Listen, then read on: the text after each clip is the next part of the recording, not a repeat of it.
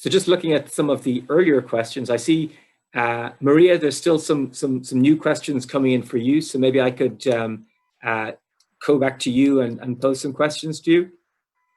Perfect. Sure. So we've talked about bank accounts and the potential difficulties in opening bank accounts. Where fund assets or foundation assets are kept, what security exists to ensure that the beneficiaries are protected? So, for example, are they subject to deposit insurance? Should they have insurance? Is there a potential for asset seizure, expropriation? Maybe you could just give us some high-level comments on that. So it's quite a complex question, and there are a lot of questions in one. When it comes to money which are held on bank accounts, it depends on the country where the bank is located and in which country the license is issued. So, for example, there is a depositor compensation scheme in Malta if you keep money in Maltese account, and you can get the compensation for the first 100,000 euros with some exceptions. For some exceptions, it's amount up to 500,000 euros. So I believe it's more or less similar amount in most of EU countries. There is around 98,000 pounds in UK. So you would need really to see at the jurisdiction where the bank is located and what those depositor. Sure, and would that normally apply? Would that limit normally apply at the foundation level or at the beneficiary level? Both. So if you had a foundation with multiple beneficiaries, could the limit be several 100,000, for example? Good question. I would say it's for the limit for the entity. So the owner of the bank account will be not like different beneficiaries, but entity which is a foundation. So it will be limit like one-time limit, not multiply for the beneficiaries. About the second question about expropriate of the assets, etc. Sure. It depends on the country. Of course, something like this can happen, but foundation as a physical person can be a party on any legal proceedings, so it can sue, it can be sued. So then I believe it will be a question of the some legal proceedings further, because it depends how they made on which property and that those assets seizure is done. Okay, and just we talked about confidentiality earlier on. Just to recap, is there a central register of foundations or any place that third parties can find out if a foundation exists? Yes, I saw actually that question, and I think there was a couple of similar questions. So basically how it looks now, there is a register, it's called Malta Business Registry. There all the companies registered.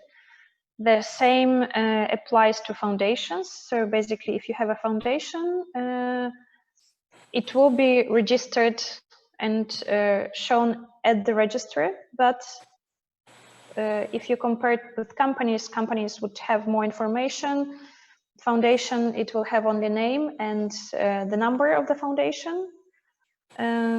Of course, register as such has an information on beneficiaries, on founders, or on the address, on administrators. It's not publicly available, but of course, interested parties can make a request, and there is a procedure. So, for example, like financial institutions, if they are an interested party and they have reason to ask for such information, registrar can share it, or if there are some court proceedings from, and like some public administrations of other countries would need to have that information.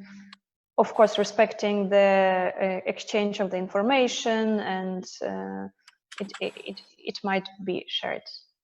Okay, and just maybe following up on that then, where a foundation is in Malta, but there's a court case, for example, maybe between the beneficiaries or in relation to the assets in the foundation, is there any requirement for such litigation to be held or in Malta or through Maltese law, or is that a relevant concern? Oh, good question. I'm not a litigation lawyer. I wouldn't tell you, like, as examples of some precise cases. Probably it will depend on the various factors regarding which assets the litigation is done, because if it's immovable property, most probably it will need to be done at the place where the immovable property. So you would need to look at the nature of such disputes, because most probably the property will be not in Malta, or it might be in Malta. So I would say probably it will be Maltese law, but then it depends. Okay, and just on that register, is there an annual cost? Is it significant for foundations to be registered? There is initial cost of 350 euros to get registered. Then annual cost of the registration, because annually you need to pay the fee, and that fee varies from around 200 to 650 euros, and it depends how big the value of the assets. So I would say 650, which is the maximum, would apply, because most of foundations, I would say even all of them, have more than 100,000 euros in assets. So once you apply annual fee, you just need to tick a box that it's more than 100,000 euros, and then you pay annual fee 650. Okay, maybe let's talk here for some other jurisdictions. So maybe Mr. Schwarz, maybe I could ask you to maybe comment on which jurisdictions you're finding most popular at the moment, or maybe most popular for residents moving from specific jurisdictions, such as maybe Russia or Germany or indeed Switzerland. Well, I would say very attractive jurisdictions are Malta and Cyprus with the residence without domicile schemes, then Portugal and the Emirates. The Emirates is attractive because you can now get quite easy a residence and a company there. It has a good lifestyle, and real estate prices are amazingly low, especially in Ras Al Khaimah. I try myself just to buy something. They offered apartments for 100,000 euros or so on the sea. But on the other hand, not everybody wants to live there, and Dubai is more elegant. In Malta, you have English language and you have no Schengen problems. In Cyprus, you have more border controls. And in Portugal, you have another language. So it depends very much on the preferences. Our customers go most to these countries. Okay, and would you say that's just most customers generally, or do certain nationalities have a preference for certain countries? Or is there a certain geographical preference? Because those who are more in Eastern Europe, they have shorter flight to Cyprus. Okay. Those that are more in Western Europe, they have shorter flights to Malta. So you find that just geographical proximity is one of the biggest factors? Absolutely, because people want to run their company and they say, when I want to go, whatever, Ukraine, Russia, whatever, I want to get in the airplane and be there quickly. And the second is the expat community that speaks the mother language. Okay. And just in terms of costs generally, I mean, I know in each case it's different, but which, in terms of order of expense of different domiciles, which would you say are cheaper and more expensive? Well, it's very difficult to say because the lifestyle of the people is different. In all the countries, you have ordinary employees. And in every country, you can say that a normal apartment costs about 30 to 40% of the household income net of an ordinary employee family. That's what people spend. And then there are tourism, and then there are special apartments and special residencies that are more for the rich experts. Now, one of the major criteria is, do you want to live like the locals or do you want to have a luxurious home? Luxurious homes are everywhere more expensive, and other ones have quite a normal pricing level. Just when you look in Cyprus, when you look the differences between Larnaca and Limassol, there's a relation between 1 and 3. The same in Malta, where you pay €1,000 for a reasonable 100 square meter apartment rent and up to €5,000 in a luxurious region. Same with restaurants and other things. Normally daily matters like food and drinks, and so the difference is not so big that it's really a criterion. So what you have is in fact the housing and the restaurants and maybe the flights. Maybe a question for Tasos on Cyprus. In order to get Cypriot residency, is there a requirement to have a certain minimum income, or is it purely based on the investment assets? Well, essentially, as any immigration scheme offered around the world, dear Mark and dear friends, it is all about bringing fresh cash to the economy. So when we're referring to a residency, it is understood that the applicants will become the residents during their processing and approval times. They have to maintain themselves living in the country. So for this scope, the requirements of the program comes along with a parameter that the investor should maintain a fixed deposit as equal to 30,000 euros in the Cyprus bank. This is not to be used or to be disposed in any way. This is simply to prove to the government that I'm not coming here just to become a bank teller or a waiter at a restaurant and get a job, because as you can understand, this amount of investment, it is not that much high, and someone could obtain a loan and down to Cyprus and come here for work purposes. And therefore, this is not what a small EU country will wish. And this is the only reason that this parameter comes along with the program's requirements. Okay. We've just got a question on the difference between residency in Greece and Cyprus. Is that something you can tell us about?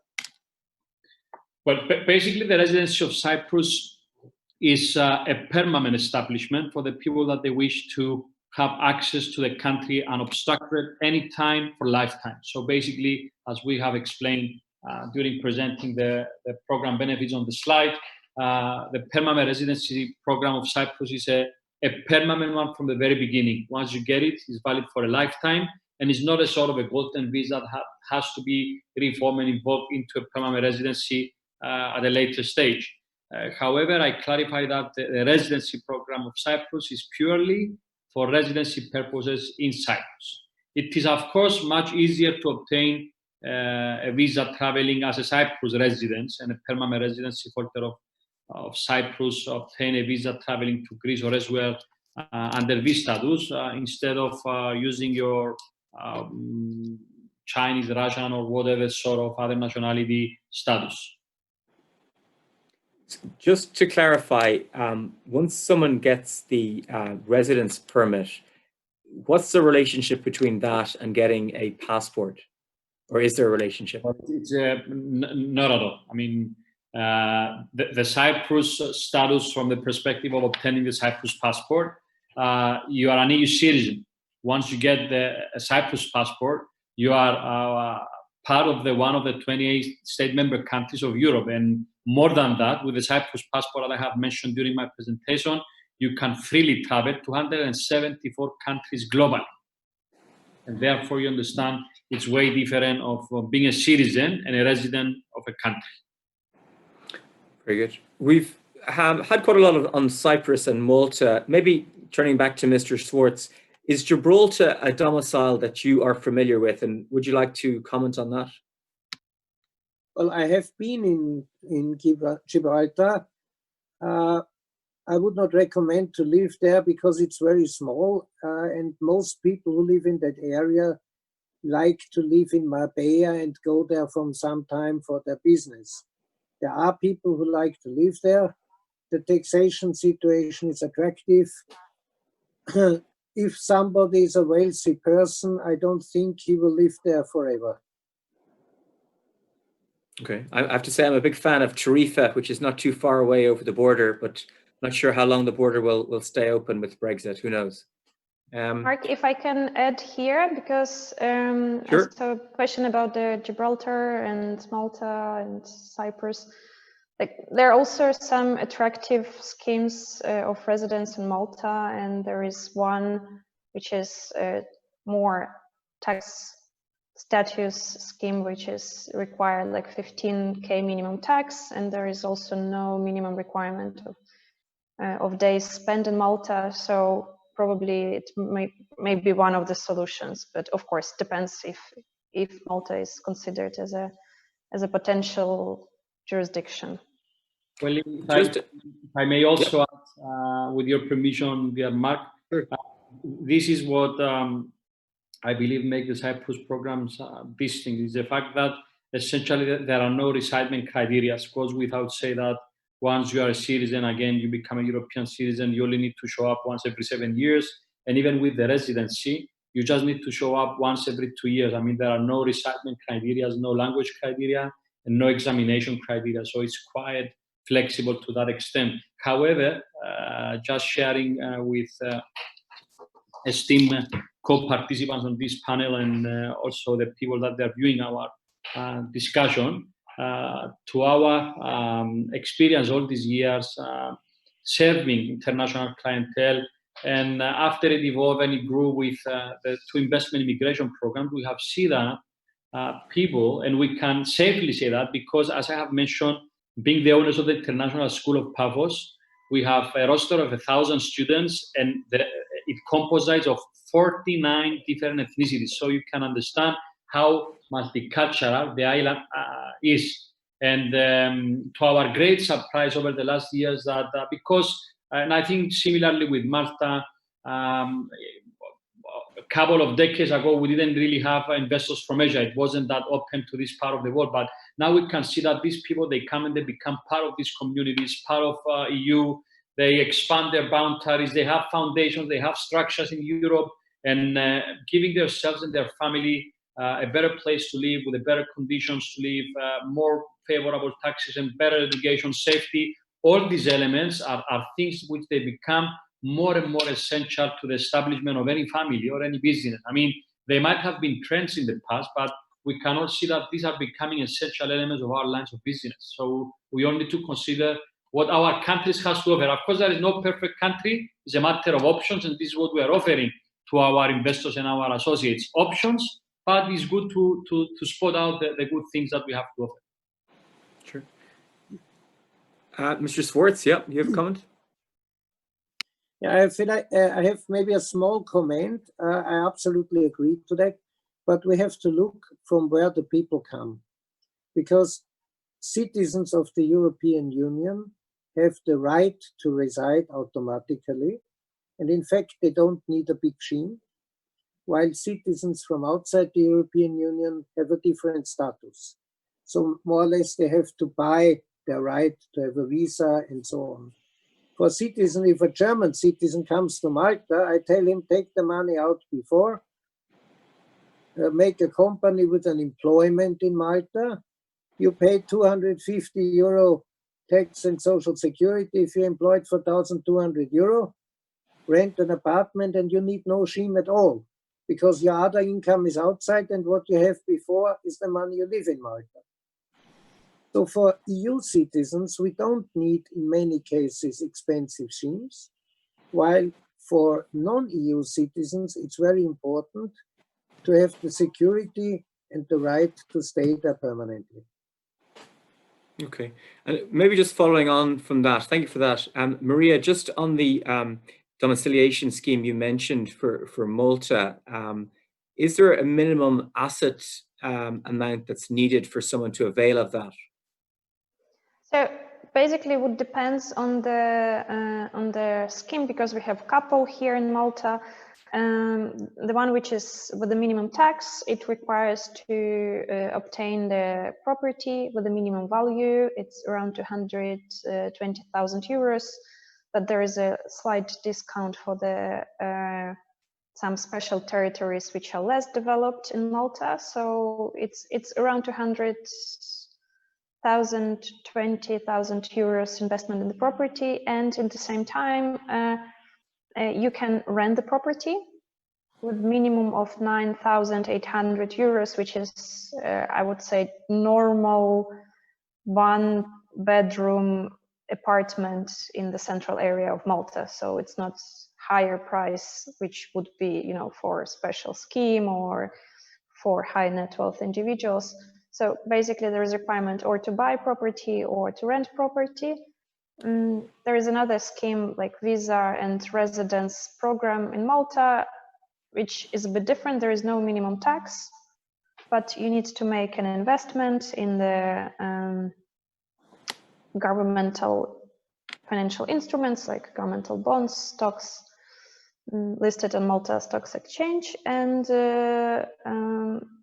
but it includes more members of the family that can go together with the main applicant, and that is why the name is Visa and Residence. So this program gives an opportunity to live, travel within the Schengen zone, live in Malta, but like it all depends what are the needs, you know, more to travel, to have more members of the family to be included within one application, because only the main applicant pays that, or pays the rent or pays the acquisition. The rest of the members, they just need to pay some compliance governmental fee. Okay. Maybe we could talk about the impact of the COVID-19 pandemic on the different domiciles. So maybe if I ask Tasos to talk about Cyprus, Maria and Malta, and then Mr. Schmidt, if you want to just give some general comments on different domiciles that you are familiar with and any impacts you've seen on the growth or potential future growth of those domiciles. So maybe start off with you, Tasos. Yeah, surely. Well, it would be naive if we position ourselves by saying that there was no impact at all. I mean, the COVID pandemic is an unprecedented situation which has brought a lot of turbulence to every civilian's life, regardless your home, your residence, or your status. On the other hand, I mean, this shock, it seems to be absorbed by most of the economies, at least from some of the countries in Europe that I can have a very strong or a very comprehensive, if you wish, perspective. Some of the countries that have the mechanism to at least keep their economies, because mostly what we should focus about, I'm not undermining at all the health issue. However, we are happy to see that most of the countries, they have in a way managed to contain or at least stabilize their situation with the COVID. Cyprus, it has been lucky, and because definitely about the country's very proactive and very dynamic measures taken from the very beginning, and this is basically one of the elements that brought this success to the health sector, at least by containing the pandemic. It is very manageable, and we have gradually moved into getting rid of from our bags the lockdown. So we are mostly free now, and we're just waiting for the reopen of the borders. Now, on the economy perspective, we have seen that the government here have took some very helpful measures which kept the liquidity levels of the market high. It stopped unemployment and basically gave a breathing space to most of the industries and most of the private enterprises, which is the spinal of the Cyprus economy, in the middle class, to survive and keep their businesses alive. In addition to that, they have offered a very generous scheme, which I'm not sure if any other country within Europe has managed to provide, which essentially has paused the installments of all the private loans to the banks for a period of 9 months. So whoever predicted or whoever could thought that they will face difficulties in sustaining their loans to be serviceable and be able to pay their installments monthly, the government has reached an agreement which became a law, and anyone who could submit an application to to freeze their installments and up to the period of January 21. So as you can understand, this will not just bring more liquidity to the country, but at the same time will keep the bank's balance sheets healthy, because it is a big question mark. I mean, we can see countries like US where the banking sector has already stopped giving out housing loans because of their great concerns of job loss that come across over the next month, which will result to not serviceable loans. And therefore, I believe that the overall management of the crisis, which can result from the economic factor, can be as equally as important, and every country should pay particular attention of what should be the steps to sustain and keep their economies resilient and competitive.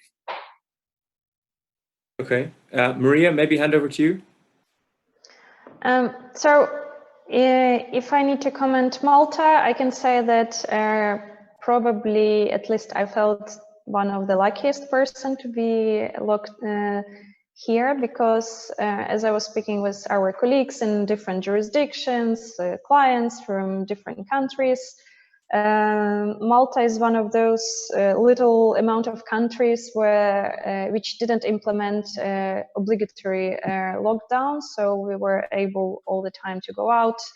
Of course, we provided some special measures for the employees, etc., but there were no such obligatory stay at home for a longer time, so it worked better for our mental health, I would say. We could go out. At the same time, government implemented quite a number of measures. Of course, first group of people who received help was those sectors which were tackled first by COVID. So it was like tourism, restaurants, all those sectors that needed to be closed immediately and couldn't work further. There were like number of measures as a deferral of the payments of the taxes, some help for employees who couldn't perform their work and they still receive that help. So there is no limit on that help. I believe once we come back to the normality, all the sectors start working again, then those measures will slowly stop. As Tasos said, we had similar help for banking. As far as I know, it was for 3 months, at least initial announcement. So quite a number of measures were taken. Malta handled pretty well the virus. Of course, there is no flights, so of course we are closed in the island. What I can say, like how public administration works. So basically, a lot of employees, of course, start working remotely, but still, all the correspondence was going, and we could receive any documents on registration, receiving documents back when some additional like certificates, attestation, confirmation needed. So everyone was working. So for the side of commercial companies, even foundations and setup of foundations, you could do it remotely. So it didn't influence very badly the commercial side of the business.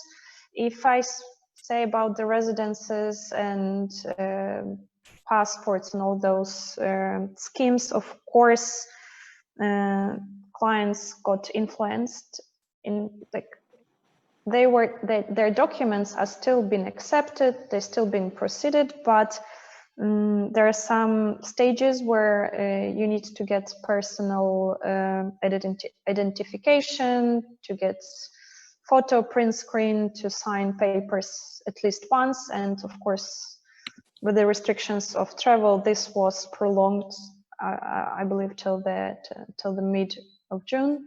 And we are waiting that all those applications that were accepted and awaiting only for the collection of the personal data will be able to be done as soon as we can travel. Okay, thank you very much.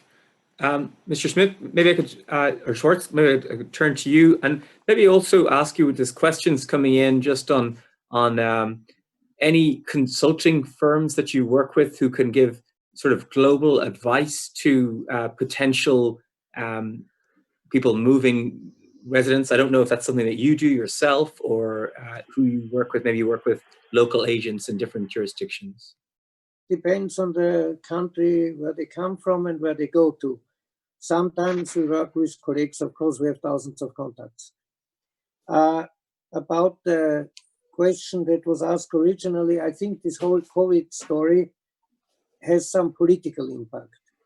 Basically, the original political party are always divided up among those who are in favor of more government, strong government, and more security, and the other side that is in favor of more individual decision-making, less state and less government influence. Now, when an external risk comes, that can be financial crisis, COVID, whatever, in the first moment, the population prefers security and prefers a strong government. Consequently, those politicians who say, I'm here, you do this, and who give clear instructions have a good votes. And after some time, the people feel, hey, it costs me money. I have to pay. I have nothing in my pocket. And then the feeling for solidarity gets less important than the feeling for the individual problems. So now we come to the phase when all the countries, the people say, politicians are no more measured by the idea how much they close, but how quick they open and how good they do it. Consequently, also the different jurisdictions have different impact. Generally, the industrialized, export-oriented jurisdictions have, of course, a large negative impact now, while countries like Cyprus, Malta, and other jurisdictions, which attract those who don't want to pay so much tax, will have probably a benefit, as many people from the other countries will go there and say, okay, now after the pandemic, taxes will be high. Let's go out as quick as possible. And now there's even a good opportunity, because when I have an exit tax, then the best way is to use the opportunity in a year where everybody makes a loss, because then there's no exit tax. When the governments try to let the economy benefit by governmental incentives, the question is how to move to a place where you pay less tax and how you benefit from government incentives in the other countries. Those who can combine will benefit most. Good. Okay, I just think we get a question on what trends we're seeing in ESG investing. So I'm a lawyer, not an asset manager. So with that caveat, just say what we're seeing interest in include things like renewable energies, forestry, land products, land holdings. Certainly, that's what I've seen. Any last comments anyone would like to make before we close up? No? Well, thank you very much to my panelists for your presentations today and also for dealing with the various questions. I hope all those who dialed in found it an interesting event. If you send on further questions, we can, I'm sure, respond after the event and hope to be of assistance to you in the future. Thank you very much. Thank you, dear Mark.